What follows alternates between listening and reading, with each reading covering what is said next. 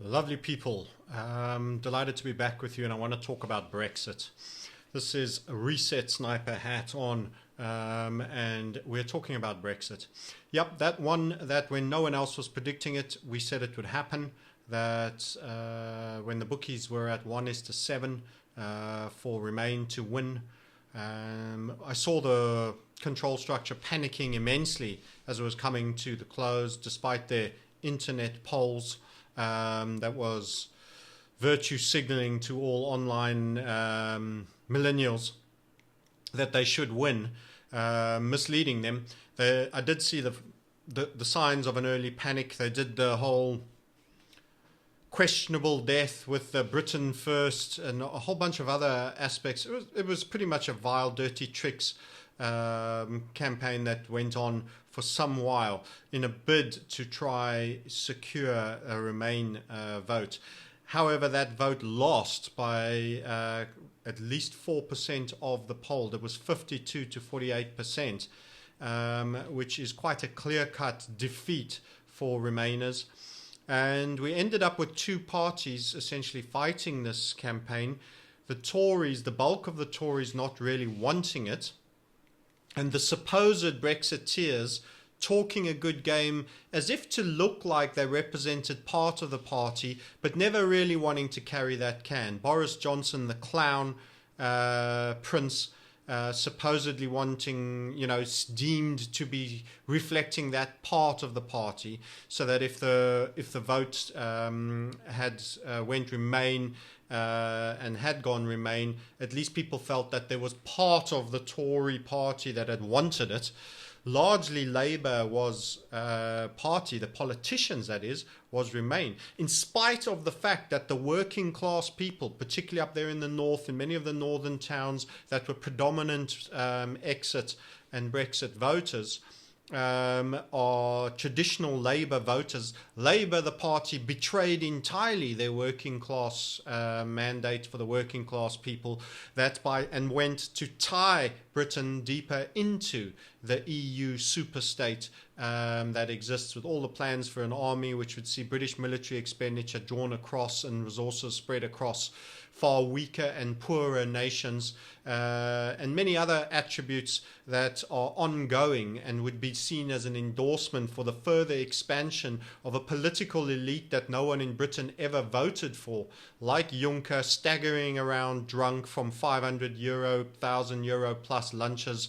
2.5-hour lunches, and falling asleep in Parliament, and pushing through laws that nobody wants, legislation that all has to be implemented, and protecting the corporate class, the Mercedes-Benzes of this world, the Siemens, and the big buyer, recent acquirer of Monsanto, the big food multi-corporates, and to the detriment of small and medium-sized businesses, enforcing very similar massive corporate red tape for compliance issues that only real corporates can afford to put entire departments on.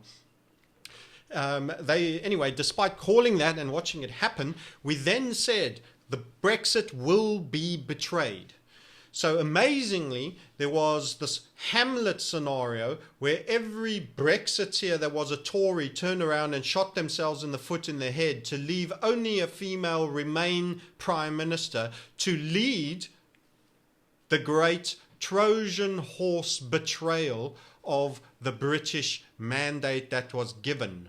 And as my working class heroes said, when they went in to vote, and they are supposedly, if you're up north, always expecting these soft southerners to put them forward as dumb, thick northerners who don't understand, or when they were in the counties, or whether they were in Wales, or wherever they were always seen as sub-intellects, unworthy of an opinion, and daring to question the superior left-leanings, clear, know better than you thinking, which infuriates and is more totalitarianism, is more communistic than anything conservative or right does.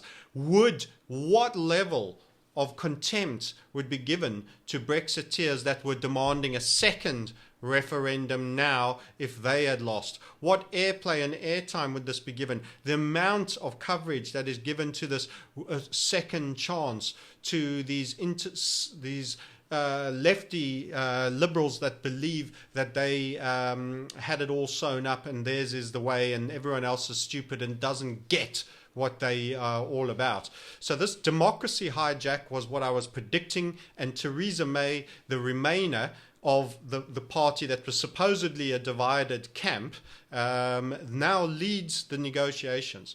Now this, in the remaining 4 to 6 weeks, we really need to pull it in together, says Dutch PM, if we're to pull this off. This is my third prediction. This is my third prediction on the Brexit. We predicted Brexit. We predicted that it would be Trojan, from within, hijacked, befuddled. It's amazing how quickly a government that really wants to introduce a policy can get a policy out at a drop of a hat. But boy, when they've got something they don't really want to do, how they've managed to drag their feet for the better part of 2 years, going on 2.5 years, and achieve absolutely sod all is unbeknownst to me. I've seen new taxes and paperwork and forms and new legislation and legalese, things come out in a flick of a switch of the first idea being raised, but come up with the concept of leading either a deal or a resort to the World Trade Organization's standard trade agreement as default until a deal that can be agreed later, which could see fair trade and fair freedom of movement, and how they've made such a ball of wool, as if the Northern Ireland thing is such an unsurmountable big thing. There's all these obstacles. It's kind of like watching someone who's got to run the 100 meters hurdles, who really doesn't want to run the race, running up to the hurdle and staring at it and saying, "Oh, I think it's a bit high. I need to go back. I need to rethink this." It's absolute. I have absolute contempt for they've not even put on a big act. Recently, May deemed to say up yours, yours spelt EURS, as if she's being defiant and working for Britain and saying no to Europe. All an act and a charade. This is what's going to happen. Here is your third prediction. Your third prediction in the shenanigans of the great betrayal of the British Brexit vote leave referendum. Your third prediction is exactly this. In these remaining 4 to 6 weeks that the Dutch PM was referring to bring it back together, to really have a solid chance of the Brexit talks reaching conclusion, there will be brinkmanship that will run this thing to the last minute. Then there will be long hours and shaggy faces and tough discussions and, I don't think it's going to happen, and 24-hour sit-ins with food ordered in and all of this, as if masterful effort after achieving sod all for 2.5 years, all being worked on for you, your politicians, working for you and to deliver the best deal. No, it's not going to be on to the last minute. It's never on. There'll be lots of remarks. It can't happen, won't happen, blah, blah, blah, blah, blah, blah. And then, boom, just before for the last potential moment is available, out of the blue, there will become this heralded birth, this amazing resolution for which you will have no time to study the minutiae. It will be a brinkmanship brought literally at the last minute with a hurrah, victory, win-win for all sides, heralded for the EU, heralded for the United Kingdom.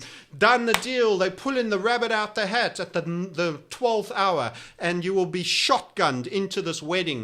And then post the sign, in fact, Theresa May's probably signed it already to save herself having to go have another lunch with Juncker.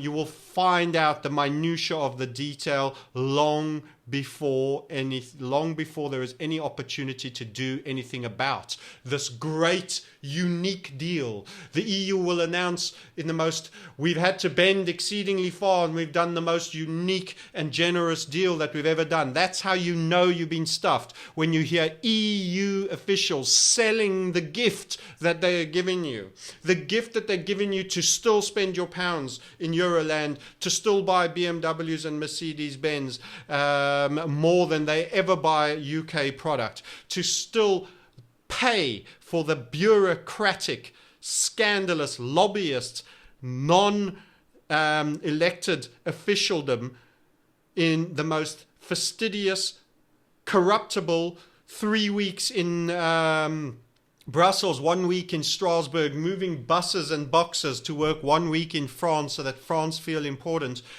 Horseshit, non-business orientated, political, absolute charade and complete financial mess. You will be sold that you've been given the deal of a lifetime, like a car salesman that, while selling you a heap of bolts that are going to fall apart at the very first corner, is going like this and going, oh, you're pushing me hard. Okay, you done it. You got me real good.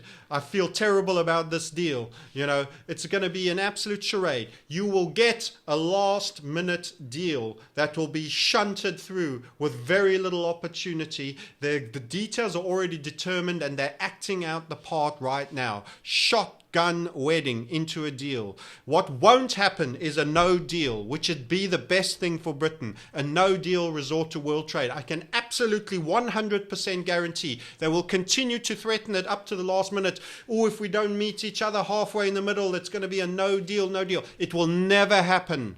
They need your money. Europe Ponzi scheme is in worse state than the UK and needs to steal your money. There will definitely be a deal and it will be sold to you.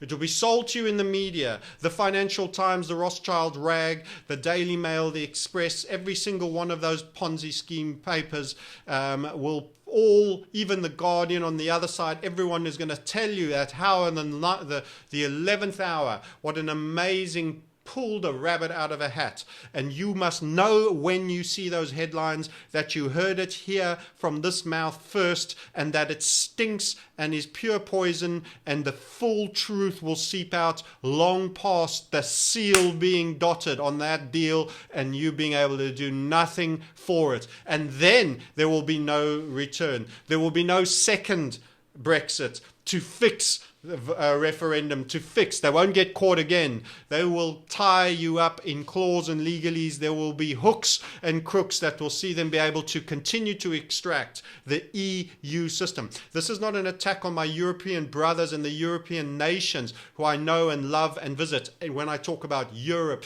the lovely Portuguese, the Spanish, the French, the Germans, it is an attack on the political EU system. The stitch up is there and the devil will be in the details. You will have no time to examine it as a citizen and you will be tied to it by your absolute prostitute of the moment, your Trojan horse PM and all the dark state forces behind her that knew from the day that referendum was lost that it had to be betrayed. It was the vote that was wrong and it had to be betrayed. And that's why there will be no need for a second referendum. The fix, it will be in, and mark my words, you will be sold in the UK media and Europe. Everyone saying how they felt they were pushed so hard and they've done the deal to end all deals. I'll even say, you will hear this as a quote, mark my words, you have been given the deal to end all deals. Watch that. If someone doesn't run with that headline, I'll be shocked. And that will be what you'll be told from the EU state. And know right then the betrayal is complete. The only thing that would be a good thing, and 100% won't happen, is a no deal, all fallout, nothing agreed, time lapses, go and resort WTO. There is a 0% chance of that happening. Absolutely naught. There is no one with the will in Britain to ensure the best deal, and the Europeans, if they felt they were going to have it, they would do anything to prevent it.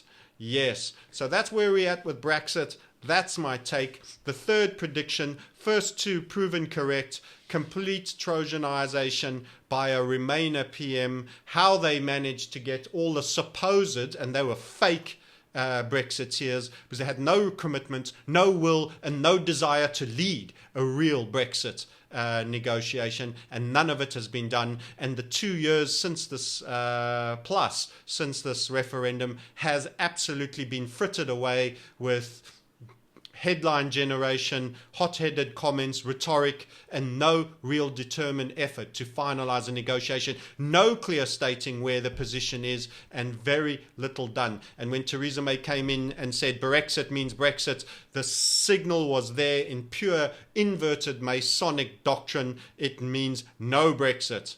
And that's how politics works, the exact converse of what they say.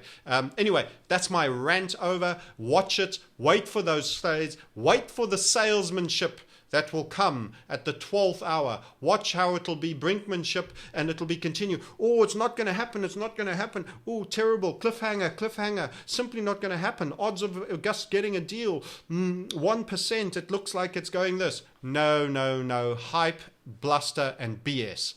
You're going to be sold a pup, and it's already probably agreed. The rest is a pantomime happening right now. Okay, guys. By the way, webinar, October the 3rd. How you can benefit from this. By the way, they'll pump the pound as well on this deal. Yeah, it's got to be good. The market goes up.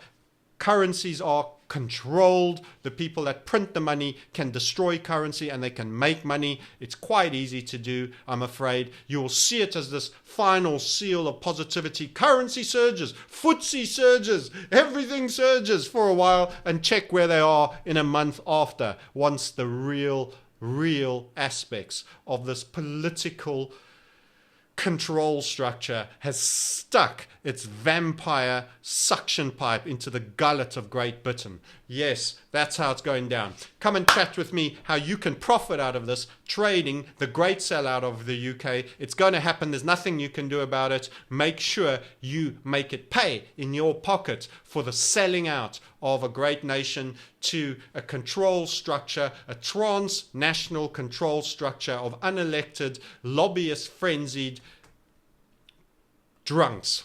That's it. I'm out.